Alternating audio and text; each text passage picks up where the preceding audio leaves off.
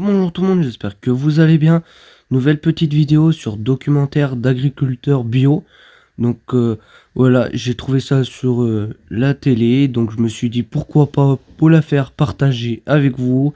Donc voilà, n'hésitez pas à vous abonner, voilà, vous connaissez, abonnement, cloche des notifs, pouce bleu, voilà, vous connaissez, faites-le, merci beaucoup. Donc voilà, c'est un documentaire que j'ai trouvé. Donc sympa, voilà, ça explique tout. Donc voilà, et puis le documentaire commence juste après l'intro.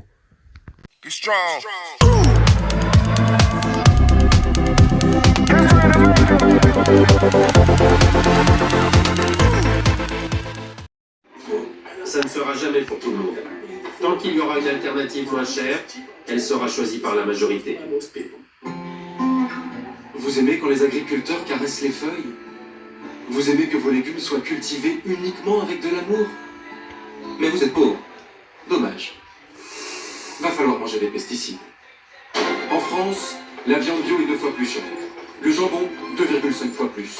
Et le sucre, 7 fois plus. En général, le bio est entre 40 et 75% plus cher.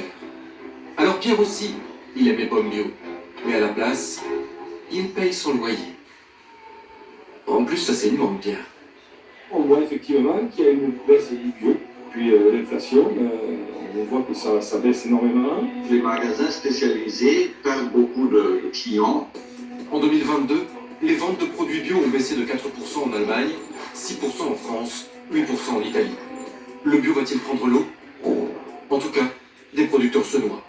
En France, en 2 ans, plus de 4000 fermes ont arrêté de produire bio. On a vu une grosse chute de la demande sur ces œufs qu'on produisait, et du coup nos œufs, on ne savait plus trop quoi en faire. Il a fallu arrêter, prendre une décision, puisque économiquement c'était plus viable. C'est triste, parce que le bio, c'est bien. Le bio, c'est bio, ça rend heureux, pas vrai? Il n'y a pas de preuve qui permet de dire que le bio est meilleur pour votre santé. Absolument aucune. Quand vous calculez les émissions de gaz à effet de serre de la production de nourriture bio, vous vous rendez compte que souvent, elle dégage plus de CO2. Tous les week-ends, je prends l'avion pour aller manger des légumes en Sicile. Des légumes bio évidemment, sans pesticides. C'est meilleur pour la planète. Quand vous recevez un concombre bio dans du plastique qui vient d'Espagne, vous m'expliquerez ce qu'il a de bio. En tout cas, nous, ce qu'on porte en tant qu'agriculteurs, c'est bien un projet de société. Il ne faut pas être déprimé, l'avenir sera biologique. D'accord, mais quel avenir? Qui doit payer pour qu'on mange biologique? Les agriculteurs? Les consommateurs? Vraiment? Et pourquoi? Le bio a-t-il tenu ses promesses? Les légumes sous plastique qui traversent le monde en avion, ça reste bio. Mais est-ce que c'est logique? Le bio est-il un luxe? Pour en débattre, Anna de Parnay-Grunenberg, vous êtes eurodéputée membre des Verts européens. Vous défendez une agriculture biologique locale, plus en phase avec la nature. Pour vous, le bio est la solution d'avenir. Gilles Rivière-Wechstein, vous êtes journaliste et vous enquêtez sur la question depuis plus de 20 ans. Vous avez notamment fondé la revue Agriculture et Environnement, dans laquelle vous déconstruisez les préjugés liés à l'agriculture conventionnelle. Pour vous, l'industrie du bio ment carrément aux consommateurs. Alors, on l'a vu dans le pourquoi, la baisse du bio, notamment, elle est réelle depuis quelques mois. Comment est-ce que vous expliquez que les consommateurs se détournent du bio? Cela a bien sûr un rapport avec l'inflation.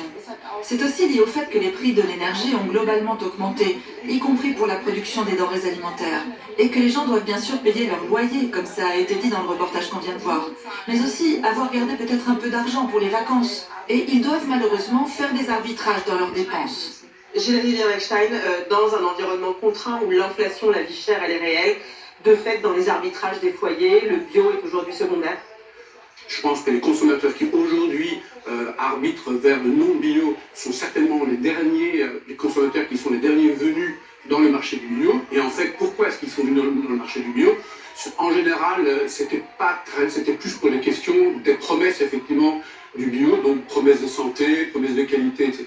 Et on voit qu'aujourd'hui, ces consommateurs-là, finalement, se disent, est-ce que payer aussi cher par rapport à ce qu'on me promet, est-ce que c'est vraiment vrai ou pas? Oui, bon alors justement, on va se plonger dans ce qu'est le bio. Corentin, est-ce qu'on peut savoir concrètement qu'est-ce que c'est, à quoi on reconnaît une courgette bio d'une courgette pas bio? Alors la courgette bio sourit, généralement. Non, mais de manière plus simple. Alors, le bio, si on veut faire vraiment la version simple, c'est le respect de la nature. C'est ça l'idée derrière le bio. De manière un peu plus complexe, ce sont des labels. Vous pouvez voir ici des labels notamment allemands et français. Il y a aussi un label à l'échelle européenne, partout en Europe, qui s'appelle l'Eurofeuille.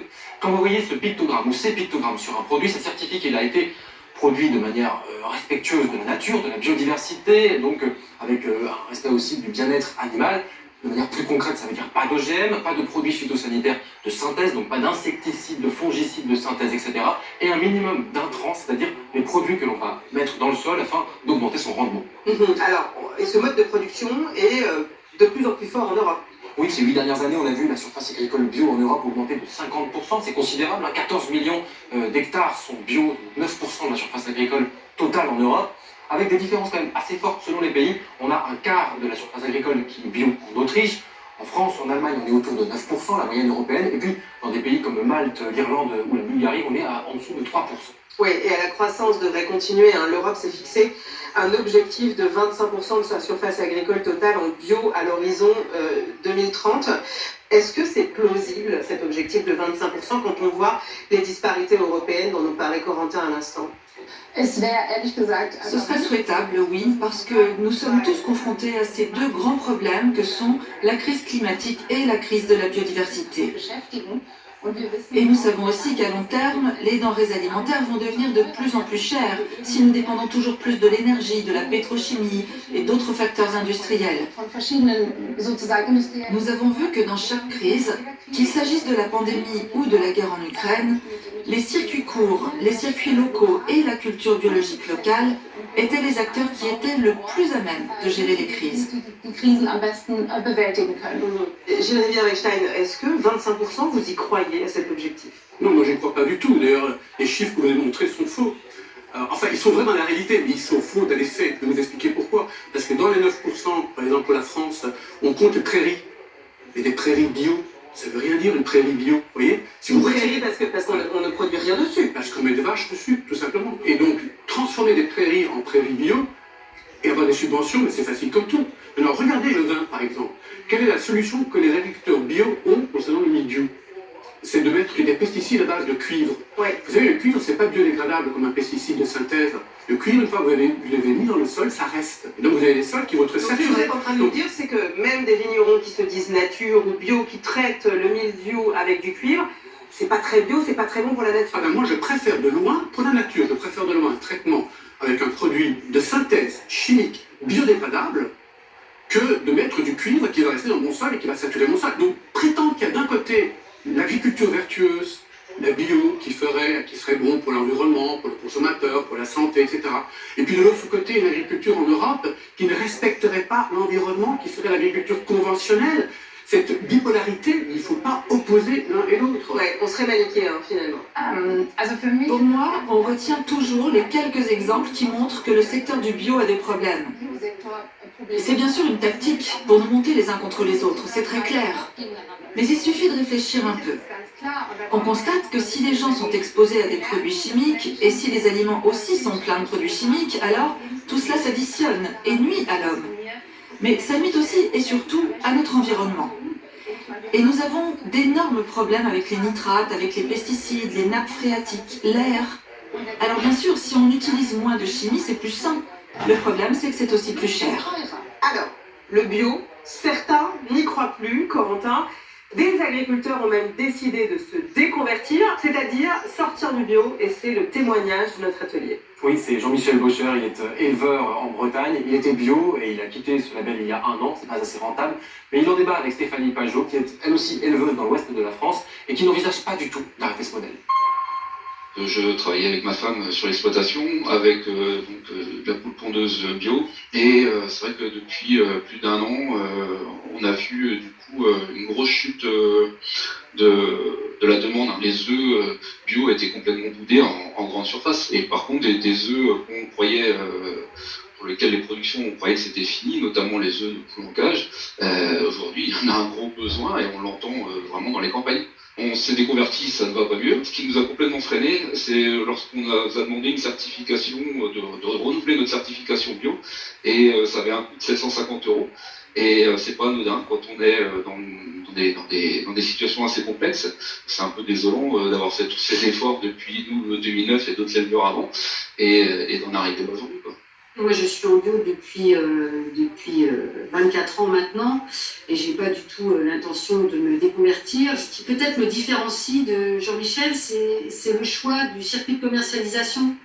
Nous, en tout cas, on a fait le choix de diversifier nos circuits de commercialisation et de ne pas vendre la totalité de notre production à la grande surface. Une grande partie de notre lait est vendue directement auprès du consommateur. Donc le ralentissement est beaucoup moins important qu'il n'est en grande surface. Alors Corentin, malgré l'exemple plus optimiste de cette éleveuse, les déconversions comme celle de Jean-Michel en France, c'est pas une exception. Oui, c'est pas du tout une exception à son cas. On a eu 2300 agriculteurs qui ont quitté le bio en France en 2021. Début 2022, ils étaient déjà 2000 pour la raison simple que ça se vend plus. En fait, ça se vend beaucoup moins. En tout cas, la farine bio, ça s'effondre. La vente de bio, de lait bio. On a eu 1 million de poules qui ont été déconverties en France. Elles étaient bio, elles le sont plus. On a vu aussi des laitiers bio vendre parfois un tiers ou la moitié de leur production de manière déclassée, c'est-à-dire vendre du lait bio comme du lait non bio. Évidemment, c'est pas rentable, mais parfois c'est le seul moyen de se débarrasser des stocks. Oui, mais alors Anna de Parnay-Grenenberg, est-ce qu'on n'a pas finalement trahi un peu ces agriculteurs bio? Est-ce qu'on les a pas un peu abandonnés? Je pense qu'il est absolument certain que la biodiversité, le climat, nos sols et notre avenir sont mieux protégés par l'agriculture biologique. Là où peut-être nous n'avons pas bien agi, c'est que nous avons dit aux agriculteurs « convertissez-vous pour le bien commun, pour nous tous ». Et ensuite, nous ne les avons pas assez soutenus. Qui c'est ce « on les a pas soutenus » C'est l'Union européenne? C'est les gouvernements? Exactement, c'est l'Union européenne, avec son programme, avec sa politique agricole commune, qui continue à promouvoir la surface. Quand on est en grande surface et en conventionnel, on reçoit beaucoup d'argent. C'est toujours et encore un programme centré sur... Finalement, ces vagues de déconversion, c'est aussi parce qu'on a trahi les agriculteurs, parce qu'on les a abandonnés, parce qu'on ne les a pas assez soutenus. Moi, ce que je voudrais surtout dire, c'est que prétendre à nouveau que voilà, l'agriculture biologique, c'est une nécessité politique pour sauver le climat, c'est le nouveau truc. Ouais. Ce que je veux dire, c'est que c'est dramatique pour ces agriculteurs qu'on a poussés là-dedans, qui se trouvent aujourd'hui dans une filière qui n'a pas d'avenir, mais on leur a vendu du vent. On a vendu du vent aux consommateurs. Madame vend son projet politique. C'est un projet politique. Donc c'est une doctrine pour vous, il n'y a rien de réel. réel. C'est une idéologie. On est dans un domaine idéologique. Il y a des gens qui adhèrent à cette idéologie, bien entendu. Donc il y a un marché. Ce marché historique, il restera. Donc il restera les agriculteurs qui font du bio pour ce marché, bien entendu. Alors, pour donner un petit peu d'eau à votre moulin, Corentin, cette baisse de la demande pour le bio n'est peut-être pas uniquement due aux circonstances économiques, mais aussi à une baisse de ce qu'on appelle le contrat de confiance. Oui, vous vous souvenez, on a dit au début de l'émission que le bio, en tout cas la philosophie du bio, c'est le respect de la nature. Sauf que quand vous achetez un poivron bio en ce moment, en plein hiver par exemple, il n'y a pas de jardin à côté, mais de là. Ça s'appelle la mer de plastique, c'est en Andalousie, des hectares de serre, dont une partie est certifiée bio. Alors pour autant, est-ce qu'on est vraiment encore dans le respect de la nature? Il peut y avoir un débat, et d'ailleurs certains de nos invités en ont débattu. Pour certains d'entre eux, le bio a trahi le bio. Voici du chocolat en poudre, acheté dans un magasin bio.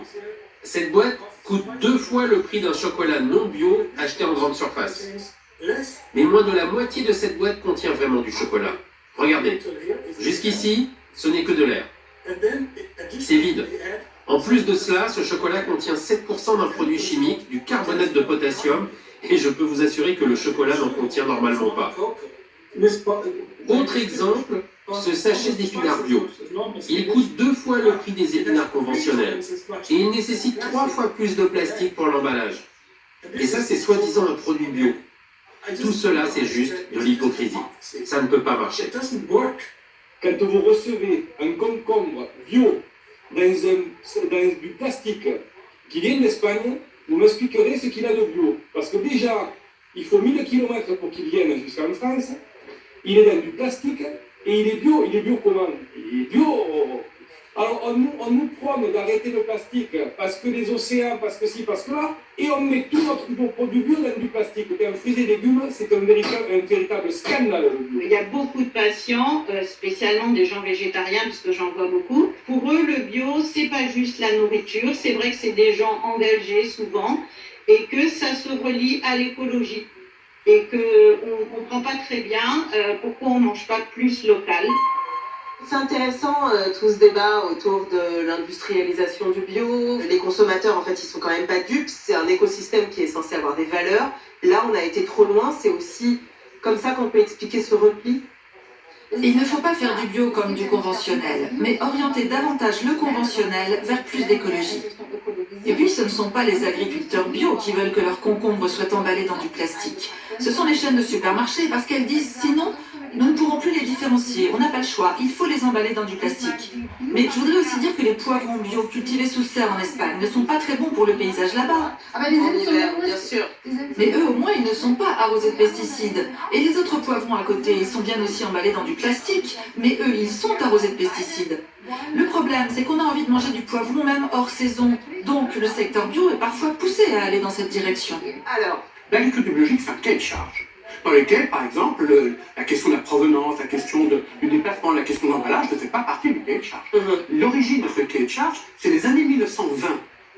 1920, c'est une contestation contre un modèle dit industriel. Oui, mais attendez une seconde, là, de ce dont on parle, les supermarchés, le fait d'avoir tous ces produits, est-ce que c'est tout ça qu'il faut mettre à la poubelle? L'agriculteur conventionnel produit de l'alimentation de qualité en Europe. On a une des meilleures agricultures du monde. Monsieur Rivière-Wechstein fait semblant de croire que seul le modèle biologique serait une idéologie. Mais ce type d'agriculture dont vous parlez, avec de grandes exploitations de masse, c'est aussi une sorte d'idéologie. C'est toujours plus de produits ajoutés, toujours plus de grosses machines. Les agriculteurs s'endettent pour 20 ou 30 ans et ensuite ils doivent produire plus pour rembourser. Et donc l'idéologie, je peux vous la reprocher aussi à vous. Encore un peu de chimie et tout ira bien. Eh bien à mon avis, ça ne va pas. Il ne s'agit pas d'être manichéen, mais il faut voir qui, aujourd'hui, peut produire notre alimentation tout en permettant que nous ayons, à l'avenir, des sols sains, un air sain et des eaux souterraines saines.